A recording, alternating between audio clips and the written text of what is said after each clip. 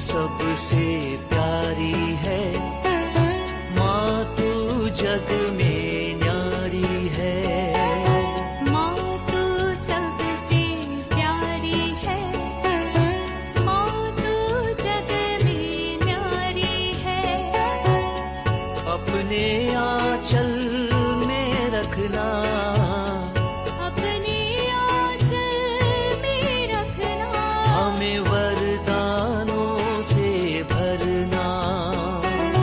माँ तू सबसे प्यारी है, माँ तू जग में न्यारी है।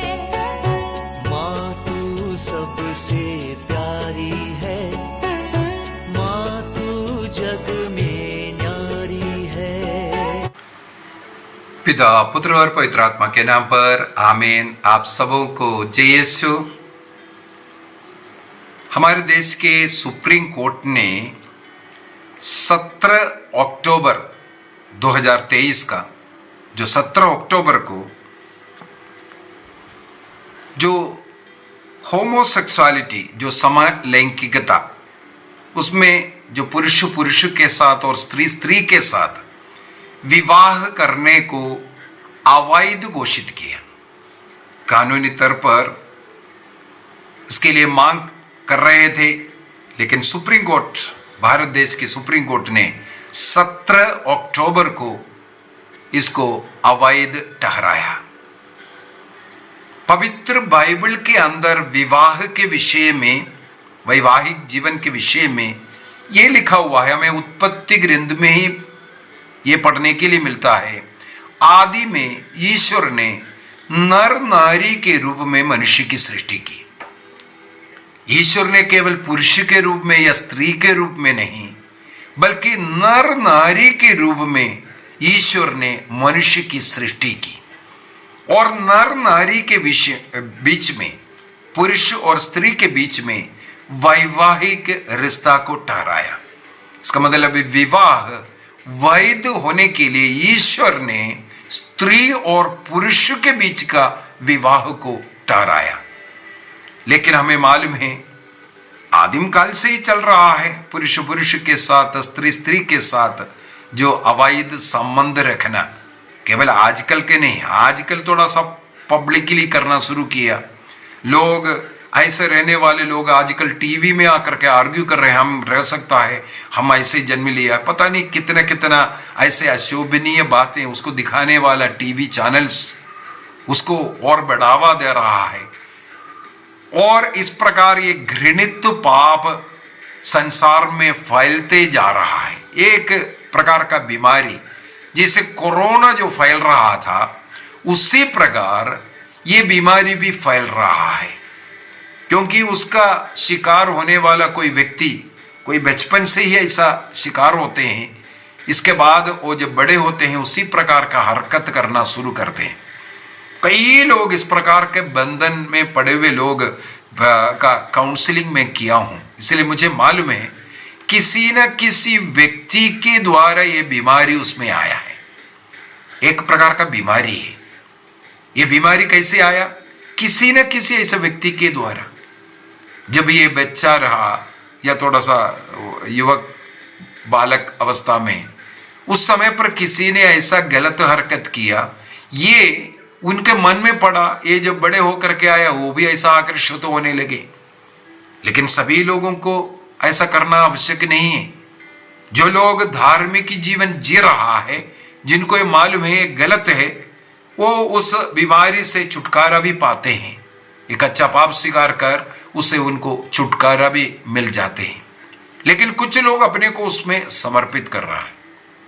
इसलिए हमें लेवी ग्रंथ के अंदर, लेवी ग्रंथ उसके अध्याय 18 इस प्रकार का धार्मिक लैंगिकता के लिए लिखा हुआ एक अध्याय है। लेवी ग्रंथ अध्याय 18 के अंदर वहां पर अवैध जो यौन संबंध के विषय में पूरा 18वां अध्याय मनुष्य के जीवन में इस प्रकार का जो गलत रास्ता ना हो, इसलिए इस अध्याय 18, पूरा अध्याय 18 के अंदर ये सब लिखा हुआ है। और हम लोग रोमियो का पत्र दिया अध्याय 1 को पढ़ेंगे, वहां पर भी हम लोगों को इस प्रकार का संत पौलुस लिखा हुआ है, उसको पढ़ने के लिए मिलता है। रोमियो के नाम संत पौलुस का पत्र अध्याय 1 वाक्य 24 को मैं पढ़ता हूं। वहां पर लिखा है, इसलिए ईश्वर ने उन्हें उनकी घृणित वासनाओं का शिकार होने दे दिया। ईश्वर ने उनकी घृणित वासनाओं का शिकार होने दे दिया और वे एक दूसरे के शरीर को अपवित्र करते हैं। यहां पर लिखा है इसलिए, इसका मतलब उससे पहले कुछ और बात लिखा हुआ है, समझाया है। इसलिए ईश्वर ने उनके घृणित वासनाओं का शिकार होने छोड़ दिया। वाक्य 18 से लेकर के 23 तक पढ़ते आएंगे, वहां पर हमें मालूम है मनुष्य ईश्वर को जान रहा है, सत्य ईश्वर को जानते हुए ईश्वर को समुचित आदर नहीं दे रहा है, धन्यवाद नहीं दे रहा है। समुचित आदर देना माने प्रभु का वचन को पढ़ना, रोज घर में प्रार्थना होना, व्यक्तिगत रीति से प्रार्थना करते हुए ईश्वर से जुड़े हुए जीवन जीना, इसको हम आदर कहते हैं। प्रभु का आदर देने का कार्य हम नहीं कर रहा है। दूसरा, प्रभु को धन्यवाद नहीं चढ़ा रहा है। धन्यवाद अर्पित करना अर्थात यूखारिस्त, धन्यवाद बलि का यूखारिस्त कहते हैं। धन्यवाद अर्पित करने का सबसे उत्तम तरीका है मिस्सा बलिदान अर्पित करना। मिस्सा बलिदान है लेकिन उसमें भाग नहीं लेते हैं, योग्य रीति से उसमें भाग नहीं ले रहा है। ईश्वर को जान रहा है लेकिन ना धन्यवाद दे रहा है, ना उनका आदर सम्मान योग्य रीति से कर रहा है। इसलिए प्रभु उनकी घृणित वासनाओं का शिकार होने छोड़ दिया। थोड़ा सा और पढ़ लेते हैं। उन्होंने ईश्वर के सत्य के स्थान पर झूठ को अपनाया और सृष्ट वस्तुओं की उपासना और आराधना को, किंतु उस सृष्टिकर्ता की नहीं जो युग युगों तक धन्य है, जो युग युगों तक धन्य, हमारे सृष्टिकर्ता, सर्वचराचरों का सृष्टिकर्ता ईश्वर को छोड़कर सृष्टि की आराधना करना, सृष्टि की पूजा करना, किसी मनुष्य का, व्यक्ति का फॉलोवर बन गया, प्रभु का नहीं, ऐसा कार्य करना और प्रभु को जो उचित आदर देना चाहिए, सम्मान देना चाहिए, धन्यवाद देना चाहिए, व्यक्तिगत प्रार्थना, पारिवारिक प्रार्थना, बाइबल को पढ़ना, चर्च जाना, बलि अर्पित करना, यह सब करना चाहिए था, लेकिन वो करना छोड़ दिया। तब ईश्वर ने उनकी घृणित वासनाओं का शिकार होने छोड़ दिया। जब मनुष्य ईश्वर को छोड़ा, ईश्वर ने मनुष्य को भी छोड़ा। सामुएल का पहला ग्रंथ अध्याय 2 का वाक्य 30 को मैं पढ़ना चाहूंगा। सामुएल का पहला ग्रंथ अध्याय 2 वाक्य 30। इसलिए प्रभु ईश्वर ये कहता है, मैंने कहा था कि तुम्हारे और तुम्हारे पिता का घराना सदा मेरे पवित्र स्थान पर मेरी सेवा करेगा, किंतु अब प्रभु कहता है ऐसा नहीं होगा। मैं उन्हीं का आदर करता हूं जो मेरा आदर करते हैं। मैं उन्हीं का आदर करता हूं जो मेरा आदर करते हैं, परंतु जो मुझे तुच्छ समझते हैं, प्रार्थना नहीं करते हैं, चर्च नहीं जाते हैं, मिस्सा बलिदान में नहीं जाते हैं और उसका विरुद्ध करते हैं, विरोध करते हैं, नशा करते हुए वासना का पाप ऐसा जीवन जी रहा है, तुच्छ समझ रहा है, ईश्वर को, ईश्वर के वचन को, ईश्वर की वाणी को तुच्छ समझते हैं, वे तुच्छ समझे जाएंगे। वे तुच्छ समझे जाएंगे। कैसे तुच्छ समझ रहे हैं? सबसे पहले हबक्कूक का ग्रंथ अध्याय 2 वाक्य 15 में जो नशा पान करते हैं, इसमें तुम्हारी महिमा नहीं बल्कि तुम कितना नीच है, तुम्हारा नीचता को प्रकट करता है, यह लिखा हुआ है सर। नशा ये भी एक प्रकार का ईश्वर को त्यागने के कारण आपके जीवन में नशे की जरूरत पड़ा। जिनके जीवन में ईश्वर है उनको नशे की जरूरत नहीं है, वो नशा छोड़ सकता है। जिनके जीवन में ईश्वर का अनुभव नहीं है, ईश्वर का प्रेम नहीं है, वो उनको नशे की जरूरत है। इस प्रकार अपने नीचता, तुम कितना तुच्छ नीच व्यक्ति है, उसको नशा पी करके प्रकट करता है। देखो, प्रभु को आदर नहीं दे रहा है, इसलिए प्रभु को तुच्छ समझा, तुम सबसे पहले नशा करना शुरू किया, तुच्छ बन गया। होशिया का ग्रंथ दिया है 4 वाक्य 17 में और 18 में ऐसा 3 पाप के विषय में लिखा हुआ है जो पाप हमें नरक के योग्य बनाता है। सबसे पहले कहते हैं इस्राएल आज मूर्ति पूजक बन गया, अंधविश्वास में, अविश्वास में, अर्थात प्रार्थना नहीं, घर में प्रार्थना नहीं, चर्च में जा नहीं रहा है, मिस्सा में भाग नहीं ले रहा है, पाप स्वीकार नहीं कर रहा है, प्रभु से दूर हुआ। तब क्या हुआ? वाक्य 18 में लिखा है, वो नशा करने वाला, नशा करने वाला गिरोह बन गया। किसके साथी बन गया? नशा करने वाला, शराब पीने वाले, अन्य नशे के बंधन में पड़े हुए उनका दोस्त बन गया। इसके बाद वो व्यभिचार करने वाला बन गया, वासना का पाप, पुरुष पुरुष के साथ, स्त्री स्त्री के साथ, इस प्रकार का पाप का बंधन में आ गया। समलैंगिकता, होमोसेक्सुअलिटी कहां से आया? प्रभु को आप आदर नहीं दिया, सम्मान नहीं दिया, आपके घर में प्रार्थना नहीं है। यदि आप अपने बच्चों को लेकर के प्रार्थना नहीं कर रहे, आपका बच्चा बचपन से ऐसे लोगों का गुलाम बन सकता है। यदि उस बच्चे को भागना है, आप प्रभु को दीजिए उनको, प्रभु की आत्मा उस व्यक्ति में होना चाहिए, वो बच्चे में होना चाहिए। इस प्रकार के बुराई से वो भाग सकता है, प्रभु की आत्मा उससे दूर करेगा। प्रवक्ता ग्रंथ अध्याय 21 वाक्य 2 में लिखा है, सांब के सामने की तरह ऐसे लोगों से दूर भागना चाहिए। हमारे शरीर को गलत रीति से स्पर्श कर रहा है, हमें ऐसे गंदी बातें सिखा रहा है, ऐसे लोगों से दूर भागने के लिए आपको पवित्र आत्मा की जरूरत है। प्रभु को आदर देना, प्रभु से प्रार्थना करने वाला, घर में रोज पारिवारिक प्रार्थना करने वाला बनिए, तब बच पाएगा। रोमियो के पत्र में वापस जाते हैं, वाक्य 24 में हमने क्या पढ़ा? वेव ने उनकी घृणित वासनाओं का शिकार होने छोड़ दिया। इसके बाद वाक्य 26 में लिखा है, यही कारण है कि ईश्वर ने उन्हें उनके घृणित वासनाओं का शिकार होने दे दिया। उनकी स्त्रियां प्राकृतिक संसर्ग छोड़कर अप्राकृतिक संसर्ग करने लगी। स्त्रियां स्त्री के साथ, पुरुष पुरुष के साथ। इसी प्रकार उनके पुरुष भी स्त्रियों का प्राकृतिक संस्कृति छोड़कर अप्राकृतिक एक दूसरे के लिए वासना से जलने लगे, पुरुष पुरुषों के साथ व्यभिचार करते हैं।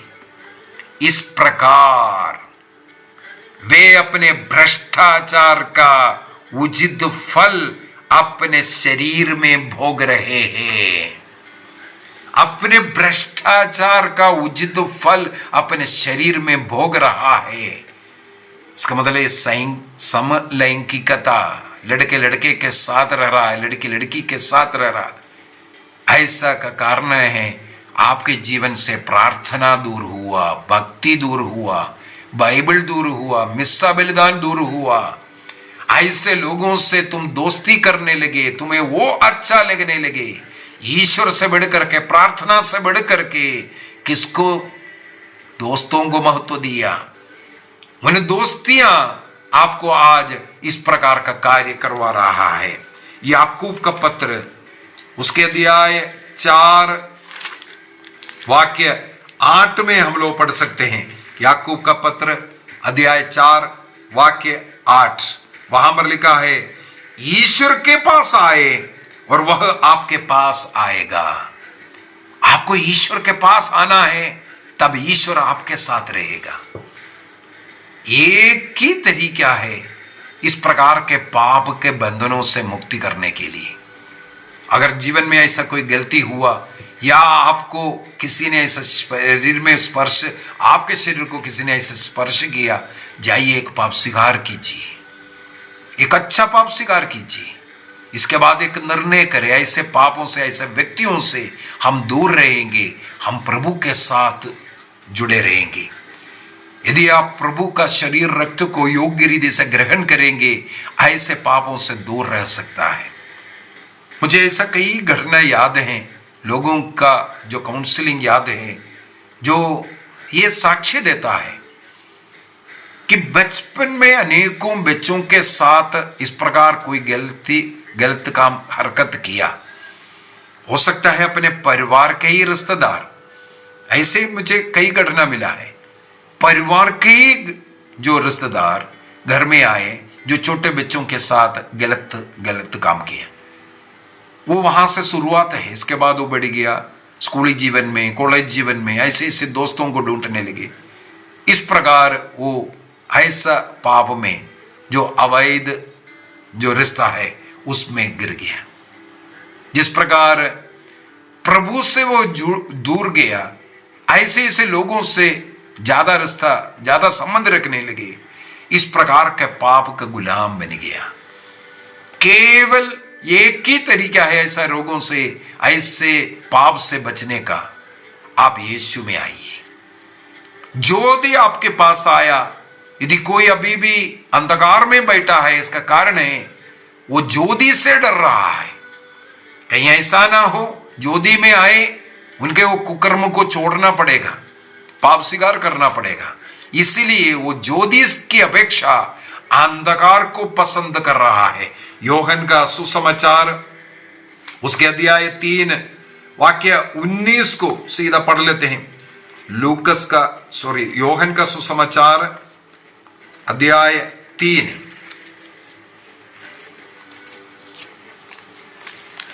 वहां पर वाक्य 19 में लिखा है, दंडाज्ञा का कारण यह है, दंडाज्ञा का कारण यह है, ज्योति इस संसार में आई और मनुष्यों ने ज्योति की अपेक्षा अंधकार को अधिक पसंद किया।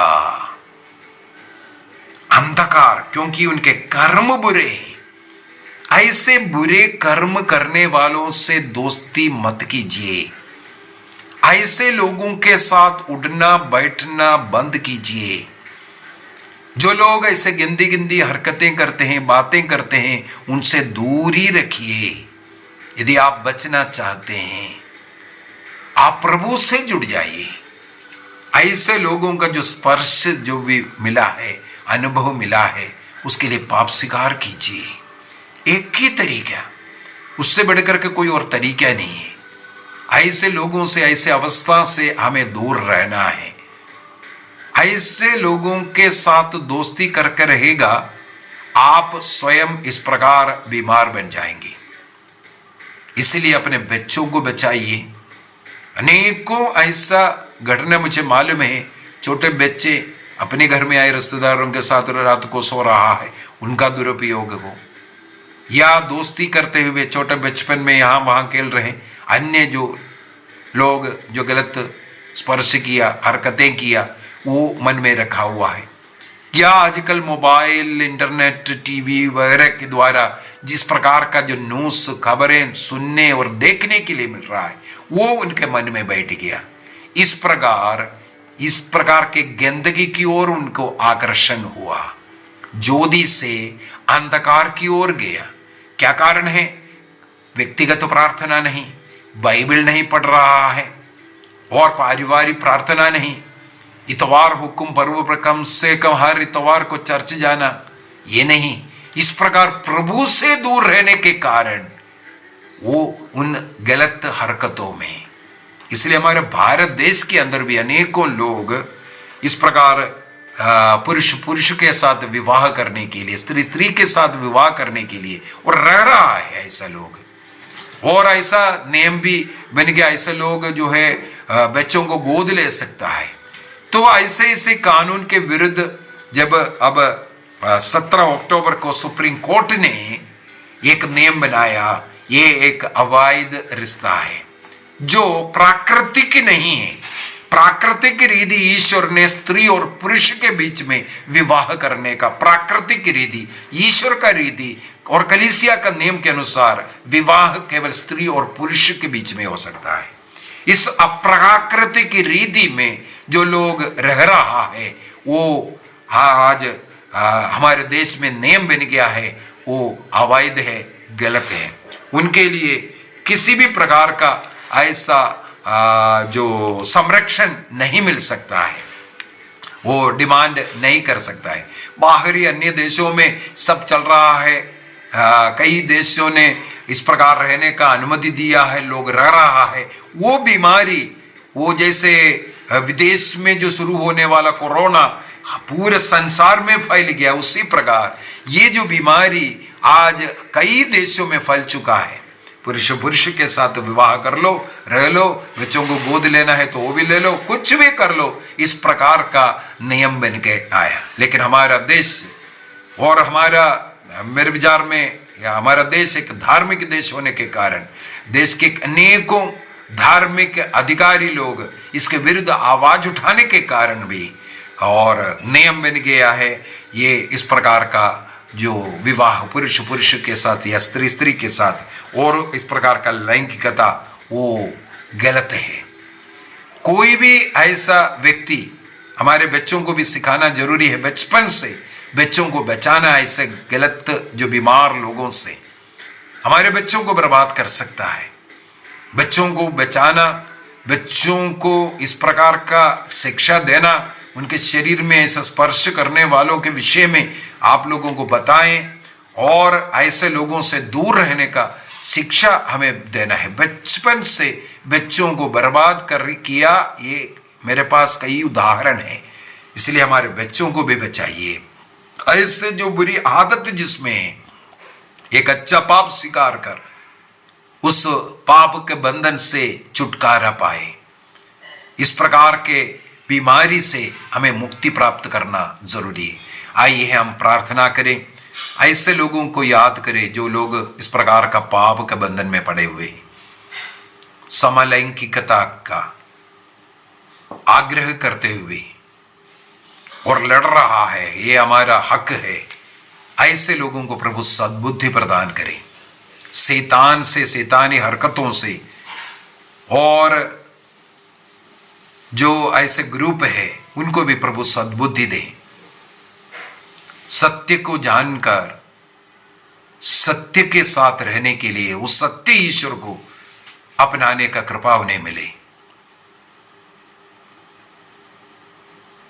प्रार्थना करें ऐसे जितने भी लोग हैं उन्हें पश्चाताप की कृपा मिले, उस बुरे स्वभाव से उनको मुक्ति मिले।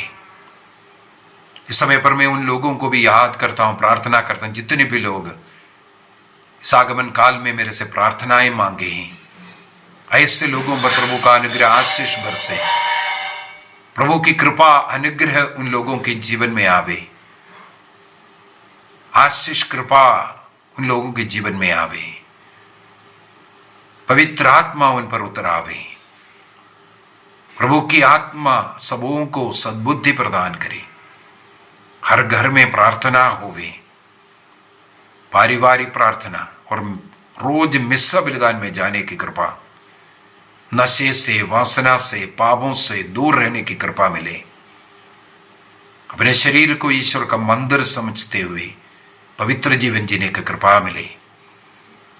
जो बेरोजगार बच्चों को रोजगारी मिले, पढ़ाई करने वाले बच्चों को विजय सफलता दे, अविवाहितों को जीवन साथी मिले, जिन्हें संतान की आशीष नहीं मिला उन्हें संतानों की आशीष मिलता रहे। रोग कष्ट पीड़ाओं से सबों को मुक्ति मिले। जितने भी लोग ऐसे प्रार्थनाएं मांगे, सबों पर प्रभु के आत्मा उतरावे। पिता, पुत्र और पवित्र आत्मा के नाम पर आमीन। आप सबों को जय यीशु।